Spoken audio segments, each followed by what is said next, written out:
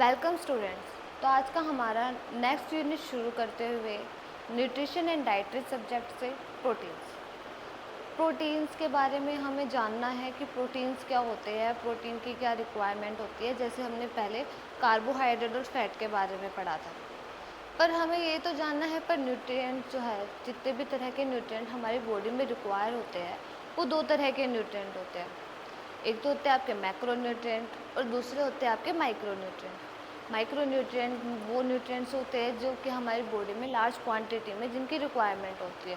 वहीं पे माइक्रो से हमें पता चल रहा है कि जिनकी जो रिक्वायरमेंट है बॉडी में वो थोड़ी कम क्वांटिटी में हो। वहीं पे मैक्रो न्यूट्रिएंट में आपके 3 मेजर न्यूट्रिएंट्स आते हैं: कार्बोहाइड्रेट, फैट्स और प्रोटीन। आपको पता है कि कार्बोहाइड्रेट जो है, जो उसका मेन फंक्शन आपका है एनर्जी प्रोवाइड कराने का। वहीं पे आपका फैट का जो मेन फंक्शन होता है वो भी आपका एनर्जी स्टोर भी करता है और आपके फर्दर अदर फंक्शंस में भी इंक्लूड होता है। वहीं पे फिर अब नेक्स्ट आज जिस टॉपिक के बारे में हम डिस्कस करने वाले हैं वह है प्रोटीन, कि एक्चुअली में प्रोटीन का क्या काम है बॉडी में, कैसे वो फंक्शन है और किस क्या क्या उसके सोर्सेज होते हैं। प्रोटीन भी हमारा एनर्जी तो प्रोवाइड कराता है, पर उसका प्राइमरी फंक्शन जो होता है प्रोटीन का वो होता है आपका मसल डेवलपमेंट का होता है। आपकी रिपेयरिंग में हेल्प करता है। टिश्यू की जब इंजरी हो जाए तब भी आपके सर्टेन टाइप्स ऑफ प्रोटीन की हमें रिक्वायरमेंट होती है। तो आज हम इसी टॉपिक को आगे कंटिन्यू करेंगे कि आपका प्रोटीन क्या होता है। तो प्रोटीन में हमें क्या क्या स्टडी करना है। तो सबसे पहले हम देखेंगे प्रोटीन का इंट्रोडक्शन के बारे में, फिर उसमें देखेंगे उसकी डेफिनेशन के बारे में कि प्रोटीन को हम प्रॉपरली कैसे डिफाइन करें। फिर हम उसकी कंपोजिशन देखेंगे कि प्रोटीन आके केमिकल कंपोजिशन उसकी क्या होती है, प्रोटीन का आपका नॉर्मल स्ट्रक्चर क्या होता है, उसकी बेसिक यूनिट क्या होती है, इन सब के बारे में भी हम डिस्कस करेंगे। और उसमें हम देखेंगे उसकी क्लासिफिकेशन कि प्रोटीन को हमने डिफरेंट टाइप्स में कैसे क्लासीफाई किया है, कैसे कितने डिफरेंट टाइप्स से आपके प्रोटीन प्रेजेंट होते हैं और बॉडी में किन किन की रिक्वायरमेंट होती है।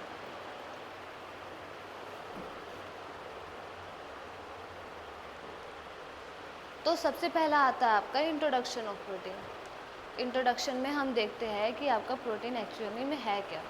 तो इसमें हम बात करते हैं प्रोटीन क्या है आपका one of the essential macronutrient, कि आपका क्या है एक मैक्रोन्यूट्रिएंट, ऐसा न्यूट्रिएंट जो आपकी बॉडी में लार्ज क्वांटिटी में जिसकी रिक्वायरमेंट होती है, along with the carbohydrate and fat, कि आपके मैक्रोन्यूट्रिएंट में आपके दो न्यूट्रिएंट आते हैं जो कि आपके कार्बोहाइड्रेट और फैट्स होते हैं।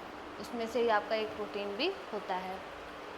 दे are the body building nutrient. Protein को हम और क्या बोलते हैं, बॉडी बिल्डिंग न्यूट्रिएंट, क्योंकि ये बॉडी के डिफरेंट फंक्शंस परफॉर्म करने में, मसल्स की ग्रोथ में भी आपका प्रोटीन हेल्प करता है, इसलिए हम इसे बोलते हैं body building nutrient. It help in the growth, repair and maintenance of the body tissue. Protein आपका किस में हेल्प करता है, आपकी ग्रोथ में हेल्प करता है, रिपेयर में हेल्प करता है। अगर कहीं इंजरी वगैरह लग जाए या फिर कहीं पे आपका वुंड क्रिएट हो जाए तो वहाँ पे भी आपकी फर्दर रिपेयरिंग में और हीलिंग में हेल्प करता है। Maintenance of body tissue, body के जो डिफरेंट टिश्यू है उनके वो भी मेंटेन करने में हेल्प करता है।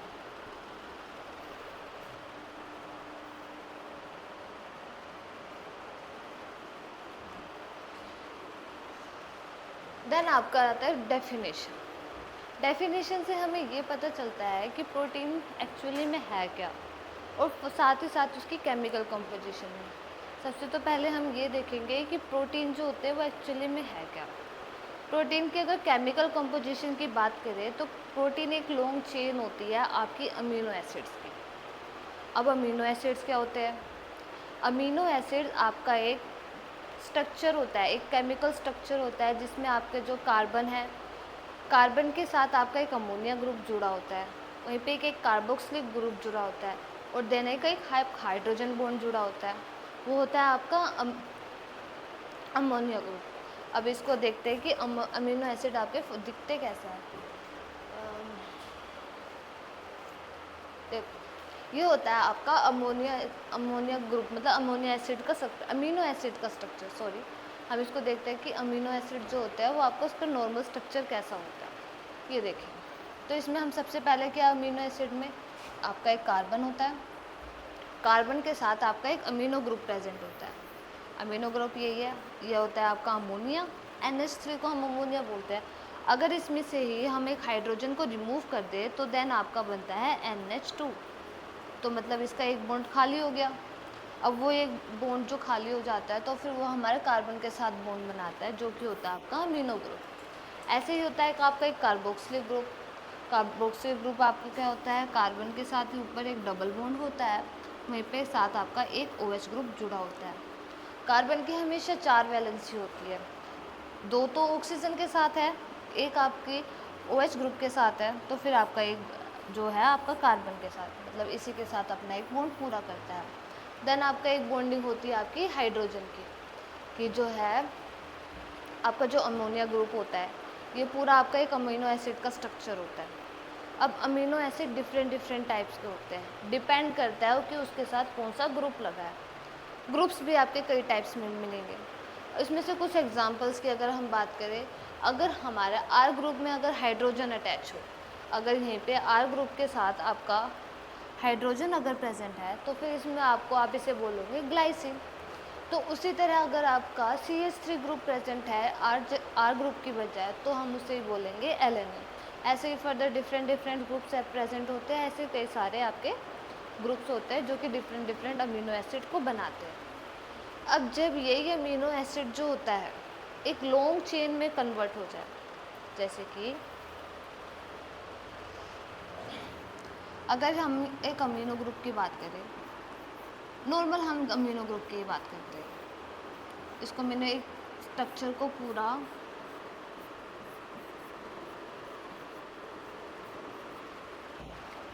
और यहाँ पे आपका कोई भी R ग्रुप है, कोई भी अमीनो ग्रुप हो सकता है, कोई भी आपका R ग्रुप प्रेजेंट हो सकता है। अगर इसके साथ एक दूसरा अमीनो ग्रुप बॉन्ड बनाए,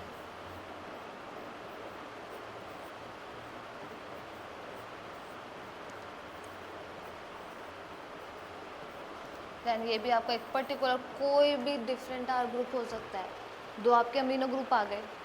अब क्या होता है, COH सॉरी, देन यहाँ पे ये बॉन्डिंग बना के आपका नाइट्रोजन के साथ एक हाइड्रोजन से और आपका C के साथ जो OH बॉन्ड होता है, अगर वो उसके साथ एक बॉन्ड बनाए, अब ये ग्रुप तो यहाँ पे यूँ का यूँ रह गया, ऐसे का ऐसा ही है, तो फिर हम इसे ऐसे का ऐसे ही लिखते हैं, ज़्यादा बड़ा स्ट्रक्चर नहीं बनाते। एक R ग्रुप है और आपका ये वाला ये जो C डबल बॉन्ड है हमने वो लिखा है। अब इसके साथ इसने बॉन्ड बनाया, बॉन्ड बना के आपका ये क्या बनाता है, H2O, आपका वाटर रिलीज होता है। H2O कैसे, एक हाइड्रोजन यहाँ एक यहाँ पे है, 2 हाइड्रोजन हो गए, और ये रहेगा आपका ऑक्सीजन। आपका पूरा का पूरा एक वाटर मोलिक्यूल जो है, 2 अमीनो एसिड ग्रुप जब कंबाइन करते हैं, एक वाटर मोलिक्यूल आपका बाहर निकल जाता है। तो फिर आपका ये देन आपका नाइट्रोजन के साथ बॉन्ड फॉर्म करता है,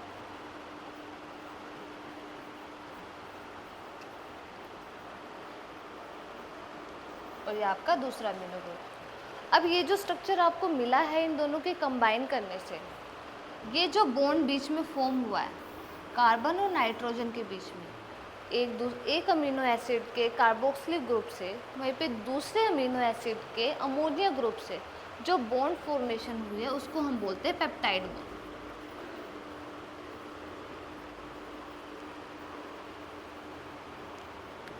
अब ये तो पता चला गया कि 2 अमीनो ग्रुप अगर हम मिलके पेप्टाइड बॉन्ड बनाते हैं, ऐसे ही सिर्फ 2 अमोनिया ग्रुप से नहीं, आप फर्दर आगे कई सारे आपके अमोनिया ग्रुप आ सकते हैं, जिसमें आप फर्दर कई सारे आपके पेप्टाइड बॉन्ड बनेंगे।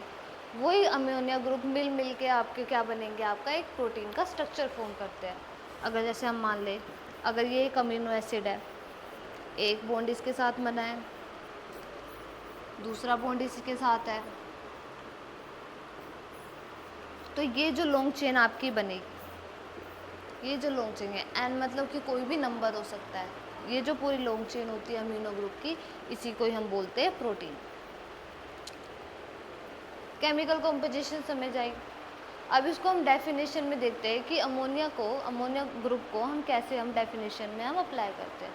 तो हम ये भी तो कह सकते हैं कि प्रोटीन क्या है, long chain of amino acid का ग्रुप होता है, अमीनो ग्रुप का चेन होता है, मतलब बेसिक यूनिट है, मतलब कि जो सबसे छोटी यूनिट है आपकी प्रोटीन की, वो क्या होती है, आपकी अमीनो एसिड।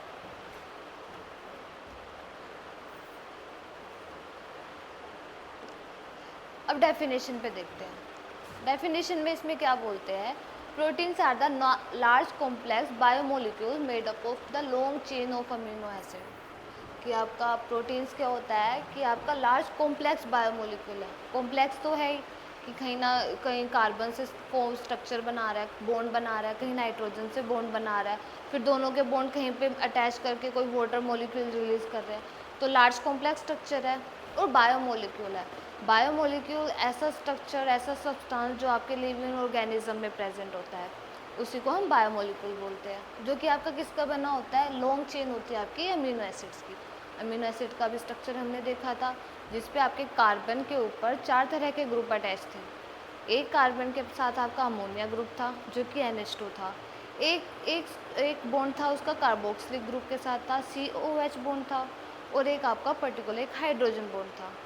और एक थर्ड ग्रुप जो हर एक अमीनो एसिड को डिफर करता है एक दूसरे अमोनिया एसिड से, वो होता है आपका R ग्रुप। ओके, देन हम देखते हैं protein are the complex organic compounds made up of the carbon. Protein क्या होता है, कॉम्प्लेक्स ऑर्गेनिक कंपाउंड है, ऑर्गेनिक जिसके अंदर कार्बन होता है। तो सबसे पहले इसके किससे आपका बना होता है, जिसके अंदर आपका कार्बन प्रेजेंट हो, हाइड्रोजन प्रेजेंट हो, ऑक्सीजन एंड नाइट्रोजन। और कुछ अमोनिया एसिड ऐसे होते हैं जिसमें सल्फर प्रेजेंट होता है। सल्फर आपको कहाँ देखने को मिलेगा कि कहीं ना कहीं किसी न किसी R ग्रुप जो होगा, डिफरेंट R ग्रुप जो होगा, कहीं ना कहीं पे सल्फर प्रेजेंट होगा, इसलिए समटाइम्स सल्फर भी प्रेजेंट होता है।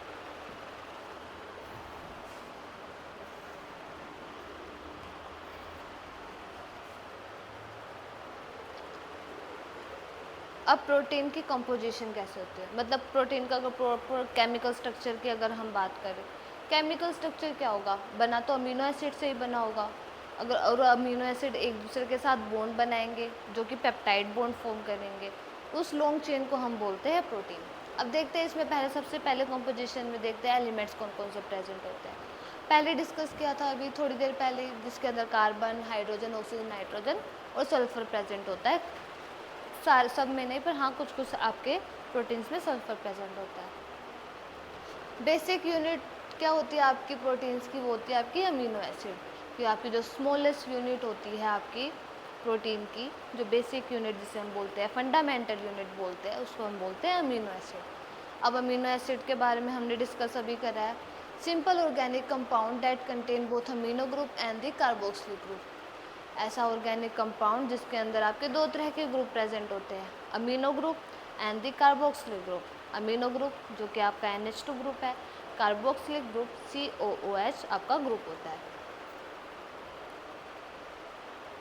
ये हमने स्ट्रक्चर अभी डिस्कस किया था कि अमीनो एसिड का स्ट्रक्चर कैसे होता है। और यहीं पे एक चीज़ और है कि हमने बोला था ना कि सल्फ़र भी समटाइम्स प्रेजेंट होता है, तो वहाँ पे R ग्रुप में अगर आपका ये वाला ग्रुप प्रेजेंट हो, अब ये ग्रुप आपका कैसे है,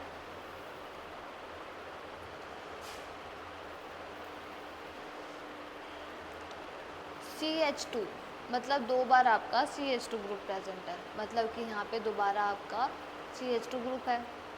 फिर देन आपका एक सल्फ़र के साथ बॉन्ड फॉर्म होता है, देन आपका CH3 बॉन्ड होता है। ये है आपका R ग्रुप। बॉन्डिंग कहाँ से होएगी, बॉन्डिंग इस कार्बन से होएगी और इस अमीनो एसिड से आपका स्ट्रक्चर फॉर्म होगा।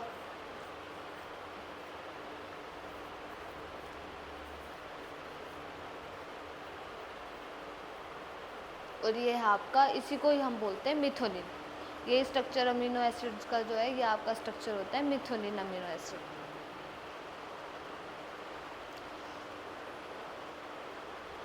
अब बात करते हैं क्लासिफिकेशन।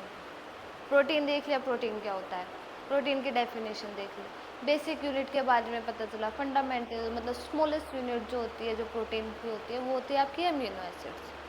अब बात करते हैं क्लासिफिकेशन कि प्रोटीन को हम कैसे कैसे क्लासीफाई करते हैं, क्योंकि प्रोटीन तो कई तरह के होते हैं, कई तरह के उसके स्ट्रक्चर भी होंगे, उनका फंक्शन भी डिफ़र करेगा, तो फिर उस बेसिस पे हम डिफरेंट हमारे प्रोटीन्स को हमने क्लासीफाई किया।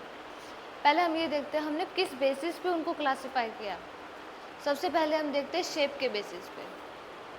शेप के बेसिस पे कैसे, अभी मैंने बोला प्रोटीन की एक लार्ज अमीनो एसिड की एक लॉन्ग चेन होती है जिसे हम प्रोटीन बोलते हैं, और वो लॉन्ग चेन हमेशा आपकी स्ट्रेट में ही रहेगी, क्या पता वो एक साथ मिलके आपकी कोई थ्रेड लाइक स्ट्रक्चर हो, या फिर एक स्पेरिकल स्ट्रक्चर फॉर्म कर ले, ऐसे उसके डिफरेंट डिफरेंट शेप भी चेंज हो सकते हैं। तो उसी शेप के बेसिस पे हमने प्रोटीन को क्लासीफाई किया है। तो उसमें आपका आता है ग्लोबुलर और फाइब्रस। ग्लोबुलर मतलब कि आपका कोई स्पेरिकल स्ट्रक्चर आपका बन जाएगा आपके अमीनो एसिड्स का, जो कि चेन का, तो फिर उसको ही हम बोलते हैं ग्लोबुलर। फाइब्रस होएगा आपके लॉन्ग थ्रेड लाइक स्ट्रक्चर होएगा आपका अमीनो एसिड्स का, वो आते हैं आपके प्रोटीन। फिर आपके फर्दर क्लासीफाई किया on the basis of complexity, मतलब कि कॉम्पोजिशन के बेसिस पे। सिंपली हम उसे स्टडी कर सकते हैं या नहीं, मतलब कि एक लॉन्ग चेन है, ओके, सिंपल अमीनो एसिड्स है। पर कॉम्प्लेक्स में क्या है, कुछ प्रोटीन ऐसे होते हैं कि वो अदर ग्रुप के साथ अपना बॉन्डिंग कर लेते हैं। Other group non protein group, non protein में आपका कार्बोहाइड्रेट भी हो सकता है, आपका फैट भी हो सकता है, आपको कोई ना कोई लिपिड वगैरह आपका ये प्रेजेंट हो सकता है। जैसे कि अगर बात करें, सेल मेम्ब्रेन होती है हमारी ह्यूमन बॉडी में जो सेल होता है, सेल के ऊपर एक आउटर कवरिंग होती है जिसको हम सेल मेम्ब्रेन बोलते हैं या प्लाज्मा मेम्ब्रेन बोलते हैं। प्लाज्मा मेम्ब्रेन किसकी बनी होती है, आपकी फॉस्फोलिपिड्स। अब फॉस्फोलिपिड क्या, पूरी तरह लिपिड का स्ट्रक्चर नहीं है ना, पर उसमें क्या है, एक फॉस्फोरस ग्रुप आपके एक लिपिड्स के साथ अटैच है, तो आपका फॉस्फेट है। पर अगर हम बात करें वहाँ पे एक स्ट्रक्चर और एक प्रोटीन और प्रेजेंट होता है जिसको हम बोलते हैं ग्लाइकोप्रोटीन। ग्लाइकोप्रोटीन क्या होता है, जिसके अंदर एक प्रोटीन का स्ट्रक्चर है जिसके साथ एक नए कार्बोहाइड्रेट का मॉलिक्यूल अटैच है। ये ग्लाइकोप्रोटीन जो हो गई, ये किस में हेल्प करते हैं, आपके चैनल्स बनाने में हेल्प करते हैं। मतलब कि बाहर की तरफ अगर कोई न्यूट्रिएंट वगैरह या कोई एलिमेंट है उसको सेल के अंदर पहुंचाने का काम करेंगे, या सेल के अंदर कोई मटेरियल है उसको बाहर पहुंचाने का काम करेंगे, मतलब एक तरह से ट्रांसपोर्टेशन में हेल्प करते हैं। तो ऐसे आपके ग्लाइकोप्रोटीन्स हैं, आपके कॉम्प्लेक्स प्रोटीन्स में आते हैं। वहीं पे आते हैं ड्राइव प्रोटीन। ड्राइव प्रोटीन ये होते हैं कि हाँ, आपने सिंपल्स कोई और ज़्यादा मॉडिफाई करा है या फिर और ज़्यादा उसमें कोई ना कोई केमिकल चेंजेस करे हैं जिस वजह से उसका स्ट्रक्चर में चेंज आया, उसका हल्का, और उसको आगे फर्दर हम इन फंक्शन में यूज़ करें। इसके बारे में आगे डिटेल में देखें। फिर on the basis of the origin के बेसिस कि हमें प्रोटीन मिलता कहाँ से है। अब जो भी हम खाना खाते हैं उसके तो ज़्यादातर आपके दो ही सोर्सेज होते हैं। दो सोर्सेज में यही होते हैं आपके प्लांट और एनिमल। प्लांट से जो प्रोटीन मिला प्लांट प्रोटीन, एनिमल से जो प्रोटीन मिला वो एनिमल प्रोटीन। और देन हम बात करते हैं उसकी क्वालिटी के बेसिस पे। अब क्वालिटी के बेसिस पे कैसे हो सकती है बात कि प्रोटीन की क्वालिटी कैसी है, या उसमें सारे ऐसे अमीनो एसिड प्रेजेंट है या नहीं है जो हमारी बॉडी में रिक्वायरमेंट है। क्वालिटी का मतलब होता है कि वो आपकी बॉडी में ईजिली डाइजेस्ट हो रहा है या नहीं हो रहा है, एक क्वालिटी वो आ गई। एक वो होता है कि उसके अंदर सारे के सारे ऐसे एसेंशियल अमीनो एसिड प्रेजेंट है जो हमारी बॉडी की नॉर्मल ग्रोथ और फंक्शनिंग कराए। तो हम इसी बेसिस पे हमने जो प्रोटीन को है पाँच में डिवाइड किया। एसेंशियल प्रोटीन्स आपके आते हैं। एसेंशियल वो मतलब हमारी बॉडी में डे टू डे मतलब लाइफ टाइम जिनकी रिक्वायरमेंट चले, जिन प्रोटीन्स की, जिन अमीनो एसिड्स के, वो आते हैं आपके एसेंशियल प्रोटीन। वहीं पे आते हैं सेमी एसेंशियल। सेमी एसेंशियल वो प्रोटीन्स होते हैं जिनकी रिक्वायरमेंट हमारी बॉडी में होती है पर एक पर्टिकुलर एज ग्रुप तक, सिर्फ या तो आप इन्फेंट्स में कह लो या चाइल्डहुड में कह लो, ऐसे अमीनो एसिड, ऐसे प्रोटीन जिनकी रिक्वायरमेंट एक सर्टेन एज तक रहेगी। देन आपके आते हैं non essential. Non essential amino acid या नॉन एसेंशियल प्रोटीन्स आपके वो होते हैं जिनकी प्रोटीन की रिक्वायर हमारी बॉडी में नहीं होती इन द सेंस कि हम अगर अमीनो एसिड या अदर कोई प्रोटीन का सोर्सेज अगर हम लेंगे तो हमारी बॉडी उस प्रोटीन को खुद ब खुद सिंथेसाइज कर सकती है।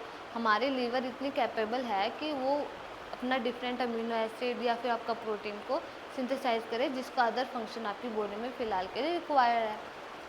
देन आपका आता है हाई बायोलॉजिकल वैल्यू और लो बायोलॉजिकल वैल्यू। बायोलॉजिकल वैल्यू यही होता है कि आपकी बॉडी में वो ईजिली डाइजेस्ट हो रहा है प्रोटीन या फिर नहीं हो रहा है। हाई बायोलॉजिकल वैल्यू मतलब कि आपकी बॉडी में वो ईजिली डाइजेस्टेबल है, आपको रिक्वायरमेंट उसकी अच्छे से है, सारे एसेंशियल अमीनो एसिड उस पर प्रेजेंट है, ऐसे प्रोटीन। देन आपका आता है लो बायोलॉजिकल वैल्यू, ऐसे प्रोटीन जिसके अंदर सारे एसेंशियल अमीनो एसिड्स भी नहीं होते, डाइजेस्ट भी अच्छे से नहीं हो रहा, तो वो आते हैं आपके लो बायोलॉजिकल वैल्यू प्रोटीन्स। तो अभी सबसे पहले हम देखते हैं कि हमें शेप के बेसिस पे आपको कौन से प्रोटीन होते हैं। अब इसमें आप एग्जांपल्स भी देखे होंगे, एल्बुमिन का नाम सुना होगा, एग प्रोटीन होता है, आपकी केराटिन, एक्टिन का नाम सुना होगा, आपका मसल प्रोटीन होता है। ऐसे ऐसे आपके डिफरेंट प्रोटीन होते हैं, उसमें आपको पता चलेगा वो कैसे शेप है, कैसे उसकी बायोलॉजिकल वैल्यू है, क्या वो एसेंशियल है बॉडी में या फिर क्या एसेंशियल नहीं है, और वो हमें कहाँ से मिलता है, प्लांट सोर्स है या एनिमल सोर्स है, इन सब के बारे में हमने स्टडी करना है।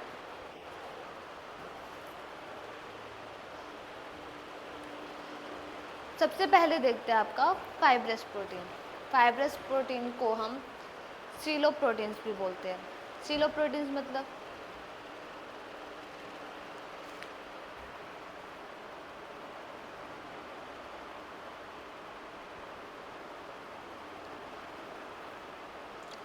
अब देखो, fibrous protein elongated thread like और फिलामेंटेड शेप होती है। थ्रेड लाइक, धागे जैसे, मतलब कि आपका लॉन्ग ऐसे अमीनो एसिड का कोई स्ट्रक्चर होगा, दैट्स इट, ये प्रोटीन है। कई सारे बना दो।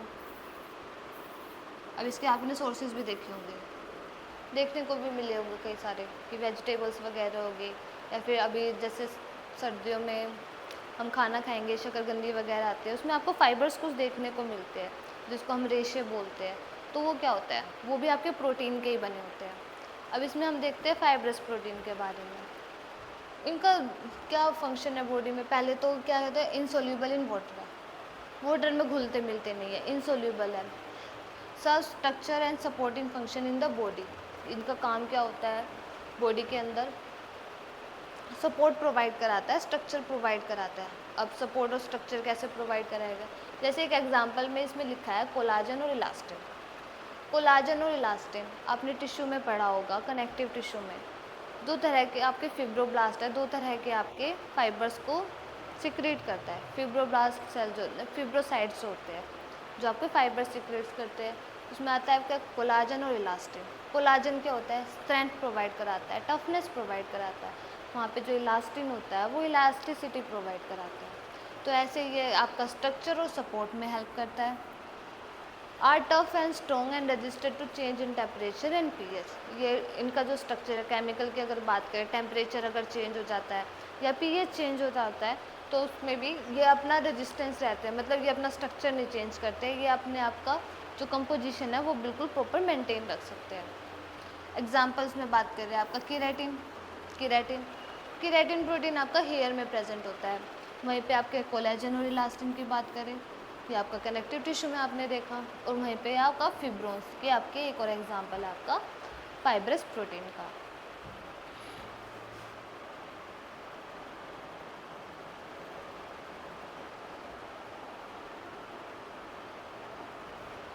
देन आपका बात करते हैं ग्लोबुलर प्रोटीन। ग्लोबुलर प्रोटीन आपका कैसा होता है, compact spherical rounded shape. Round shape का मतलब एक गेंद के आकार का आपका एक प्रोटीन प्रेजेंट होगा, समथिंग लाइक दैट। प्रोटीन की लॉन्ग चेन है, एक सर्कुलर स्ट्रक्चर बना दिया, एक राउंड स्ट्रक्चर बना दिया, तो ये है आपका globular protein. Soluble in water, water में सोल्यूबल है। Function mainly as the enzyme, hormones, antibodies और ट्रांसपोर्ट मॉलिक्यूल। किस किस का काम करता है, ये एंजाइम फॉर्मेशन में हेल्प करता है, कोई ना कोई एंजाइम के फॉर्मेशन में हेल्प करता है, आपके हार्मोन्स में ये यूज़ होता है, आपकी एंटीबॉडीज़ को बनाने में फॉर्म करता है, और ट्रांसपोर्ट मॉलिक्यूल, कोई ना कोई मॉलिक्यूल्स को ट्रांसपोर्ट। अब ट्रांसपोर्ट मॉलिक्यूल्स में इसमें अब एंजाइम्स की बात कर लो। एंजाइम्स में क्या एग्जांपल्स क्या है, अमाइलेज और पेप्सिस। अमाइलेज वही सलाइवरी अमाइलेज जो आपको किस डाइजेशन में हेल्प करता है, आपके स्टार्च के डाइजेशन में, मतलब आपके कार्बोहाइड्रेट को डाइजेस्ट कराने में हेल्प करता है। वहीं पे आपका हीमोग्लोबिन है। हीमोग्लोबिन क्या करता है, ऑक्सीजन को ट्रांसफ़र करता है। एक हीमोग्लोबिन ऑक्सीजन को ट्रैप करके लंग्स में से आपके फर्दर जिस ऑर्गन में रिक्वायरमेंट है ऑक्सीजन की, वहाँ तक पहुँचाता है। तो क्या मतलब हेल्प कर रहा है, आपका ट्रांसपोर्टेशन में भी हेल्प कर रहा है। तो वहीं पे हम देखते हैं और चीज़ें, the general sensitive to temperature and pH changes. पर इसमें एक फंक्शन, एक दिक्कत ये है कि ये आपका सेंसिटिव होता है टेम्परेचर से, और पीएच सेंसिटिव होता है। टेम्परेचर चेंज हुआ तो मतलब ये प्रोटीन आपके डीनेचर हो जाएंगे, इनका स्ट्रक्चर वैसा नहीं रहेगा, इनका फंक्शनिंग जो है वो रिड्यूस हो जाएगी, पूरी तरह ख़त्म हो जाएगी।